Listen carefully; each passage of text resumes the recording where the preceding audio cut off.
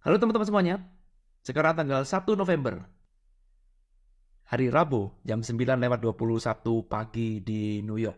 Kita bertemu kembali di kuliah spiritual. Kali ini kita akan belajar satu hal yang menarik untuk kita bahas. Teman-teman, siapkan pulpen dan kertasnya.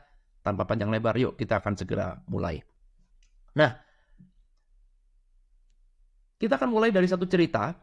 Ya, kita gunakan ilustrasi saja. Misalkan ada orang yang bernama Budi, misalkan ya.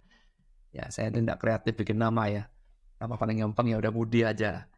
Oke, Budi satu hari bermimpi, teman-teman. Oke, malam-malam siapa di sini nggak pernah mimpi? Ya, semua pasti pernah mimpi ya. Ini adalah di dalam mimpinya dia. Ya, lalu kemudian di dalam mimpi itu dia bermimpi dikejar sama monster gitu. Wah, ini monsternya. Ya, monster. Wah, di dalam mimpi ini Budi takut sekali. Teman-teman dikejar sama monster, dia lari karena si monster ini mengejar dia, membahayakan nyawanya. Dalam mimpi itu ketakutan. Sehingga ketika bangun, ya ketika balik lagi bangun di sini, Budi terkaget, aduh, aduh, aduh, aduh, untung cuma mimpi. Betul? Ada yang pernah ngalamin seperti itu? Ya. Oke, sekarang teman-teman, apa yang terjadi sebenarnya? Ya, perhatikan di sini. Yang terjadi dalam mimpi ini kita lihat polanya, ya kita bisa belajar sesuatu.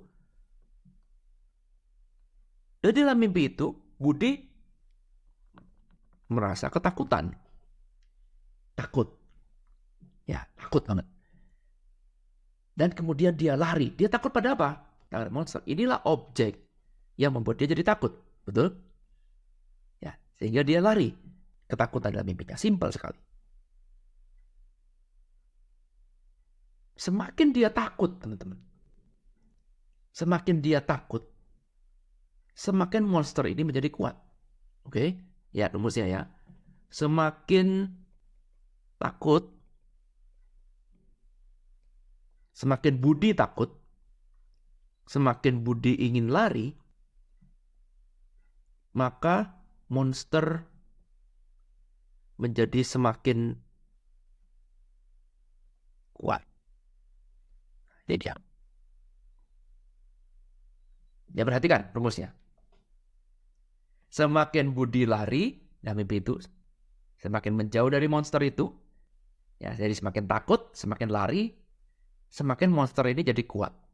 Ya, yang menjadi artinya semakin kuat adalah semakin monster ini mempunyai kontrol dalam dirimu menjadi semakin besar. Semakin monster ini akan menjadi master, lebih menjadi master dalam mimpinya Budi. Betul? Renungkan ini dulu. Masuk akal ya? Sekarang pertanyaan saya sekarang, what if? Bagaimana seandainya? Sekali lagi, ini cuma berhayal aja. Kita belajar dari bagaimana kalau seandainya. What if? Bagaimana kalau ternyata di dalam mimpi itu Budi tidak lari. Begitu melihat monster itu, Budi tidak lari. Budi memberanikan diri menatap mata si monster itu dan menghadapi. Menerima. Apa yang terjadi kalau Budi menerima? Ya namanya monster ya pasti mengerikan. Ya namanya monster ya pasti menakut-nakutin. Ya memang sudah sifat alamiahnya monster ya begitu. Sehingga Budi tidak merasa takut, tapi Budi lebih menerima. Karena rasa takut ini lebih arahnya ke ada kata ketidakterimaan. Tidak terima, betul? Tidak bisa menerima. Tapi kalau sekarang bagaimana kalau ternyata Budi ketemu monster di dalam mimpi itu, lalu kemudian dia melihat monster itu, menerima monster itu as it is, maka apa yang terjadi? Ya, menerima, Budi tidak lari, perhatikan polanya ya. Budi tidak lari, Ya, menggantikan rasa takut dengan penerimaan. Ya, menerima. Dan kemudian apa yang terjadi dengan monster itu? Apakah monster itu makin kuat? No. Monster itu malah makin lemah, betul? Ya, monster itu makin lemah, semakin tidak punya kontrol. Ya, kontrol pun juga semakin kontrol pada budi maksudnya. Makin melemah. Dan sekarang budi menjadi master bagi dirinya sendiri. Monster ini menjadi victim, kebalikannya. Ya, sedangkan yang pertama kalau kamu lari, maka kamu akan menjadi victim. Kamu kan setiap hari mikirin monster terus. Bahkan ketika sudah bangun sekalipun, kamu masih mikirin monster. Aduh, untung cuma mimpi. Ya, tetapi balik lagi, what if? Bagaimana kalau ternyata Budi tidak lari? Di dalam mimpi itu tetap sama. Dimulai dengan dia melihat monster. Ya, lalu kemudian dia menerima monster itu dengan apa adanya. Dia melihat monster itu mata ke mata.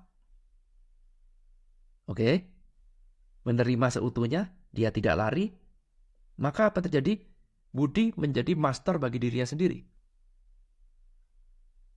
Monster menjadi lemah. Monster tidak punya pengaruh apapun. Tidak bisa mengontrol Budi. Dan sekarang monster berubah menjadi victim. Inilah teman-teman, ya, pola yang kelihatannya sederhana, tetapi kalau kita bisa memahami ini, kita akan melihat satu hal yang berbeda. Selama ini ketika kita mengalami ini lalu kemudian lari, kita nggak pernah berpikir what if, karena takut. Takut kan nggak ada Pak itu. Buktinya saya lari kan Pak tadi, buktinya saya ketakutan. Tapi kamu nggak pernah berpikir kalau seandainya saja, ya kita berhayal lah ini, boleh ya. Kalau seandainya saja tadi saya nggak lari, maka apa yang terjadi ya kira-kira? Skenario apa yang terjadi? Kalau kamu punya pola pikir seperti ini, maka kamu akan dibukakan sebuah skenario yang berbeda. Sehingga sekarang kamu jadi punya alternatif, betul? Alternatif. Punya pilihan. Bahwa mimpi ini bukan satu-satunya skenario. Sehingga lain kali kalau kamu mengetahui bahwa kamu punya alternatif, maka lain kali kamu bisa menjadi lucid di dalam kamu punya mimpi. Artinya ketika lain kali kamu mimpi lagi ketemu monster, mendadak dalam pikiran kamu seperti jadi master, oke, gue mau lari atau gue mau stay. Apapun pilihannya, it doesn't matter. Tapi at least kamu tahu bahwa gue mau lari atau mau stay. Paham maksud saya? Jadi jangan kejebak sama konsep ya. Seolah-olah seperti kalau lari berarti salah Pak. Kalau stay berarti benar. Bukan itu poinnya. Bukan itu poinnya.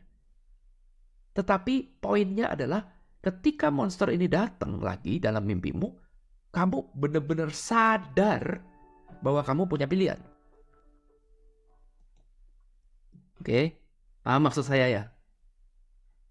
Jadi ketika tiba-tiba kamu bermimpi lagi bertemu monster yang tak berbeda atau apapun lah, ini kan objek, betul? Objek bisa apa aja, mau itu monster, mau itu bos kamu, mau itu mertua kamu, ya terserah lah. Pokoknya objek, apapun bisa jadi objek. Tetapi, ya kalau kamu sekarang menyadarin bahwa kamu punya alternatif, itu aja udah cukup. Kebanyakan orang salahnya tuh ada berpikir, oh kalau gitu Pak, kalau sekarang saya menerima, ya saya menghadapi monster itu, maka monster itu jadi semakin kecil, maka itu jalur yang benar. Bukan teman-teman, salah. Gak ada masalah kamu memilih lari ataupun kamu memilih stay. Gak ada masalah. Kamu memilih takut atau tidak takut. Takut atau menerima. It doesn't matter. Yang terpenting adalah sebelum kamu takut atau menerima, kamu tahu bahwa ada skenario. Itulah yang disebut dengan pencerahan teman-teman. Itulah yang kita sebut dengan kesadaran sejati. Karena hanya orang yang sadar yang bisa melakukan itu. Tetapi kalau kamu sekarang terjebak dalam pikiran kamu terus, terjebak dalam situasi terus, kamu jadi korban dari pikiran kamu, maka kamu gak akan pernah bisa mengetahui bahwa kamu tuh adalah master. Hanya seorang master yang mengetahui ada pilihan loh. Jadi gak ada masalah apa pilihan yang kamu ambil, karena semua pilihan itu sudah benar adanya, tetapi poin pentingnya adalah apakah kamu sadar bahwa kamu punya pilihan? Seberapa sadar kamu kalau kamu punya pilihan? Inilah konsep berpikir atau konsep latihan dari lucid dream, teman-teman. Karena itu latihan ini, kita latihannya di dalam mimpi. Konsep belajarnya seperti ini. Dan lucid dream ini adalah menurut saya ilmu spiritual yang dalam banget. Karena kalau kamu bisa lucid di dalam mimpi, lucid kan berarti sadar, cerah, terang gitu. Kamu tahu betul ini pasti mimpi. Kalau kamu bisa lucid di dalam mimpi, maka dalam dunia non mimpi sekalipun yang di sini ya ini non mimpi, kamu akan juga menjadi lucid. Karena antara hidup dan non mimpi dan mimpi itu ada satu kesamaan. Kalau kamu ingin mempelajari hidup itu sebenarnya apa, belajarlah dari mimpi.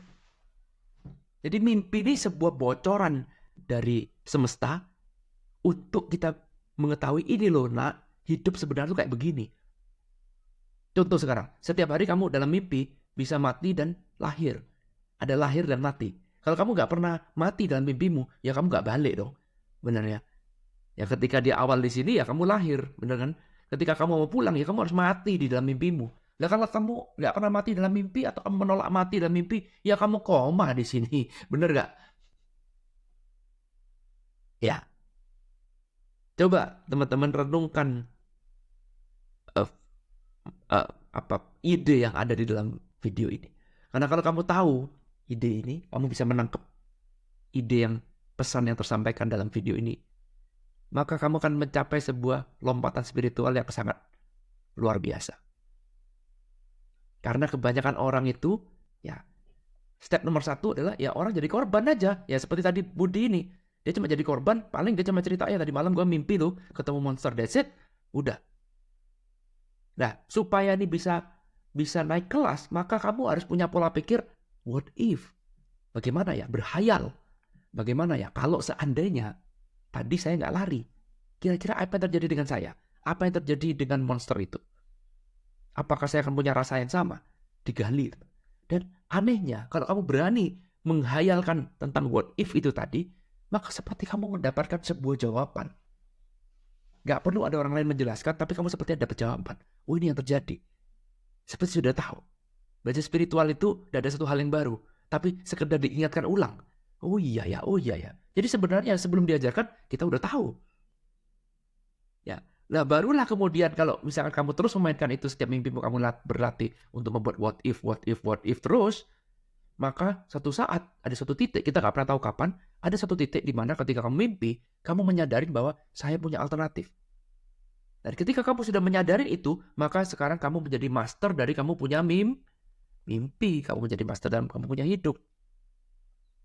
Disitulah pelan-pelan tercerahkan akan terjadi. Semoga bisa berikan insight ya teman-teman. Kalau masih bingung, silakan lihat ulang video ini. Kalau misalkan masih juga bingung, boleh tanya jawab. Nanti minggu ini atau minggu depan ya, kita akan ada kelas live, tanya jawab,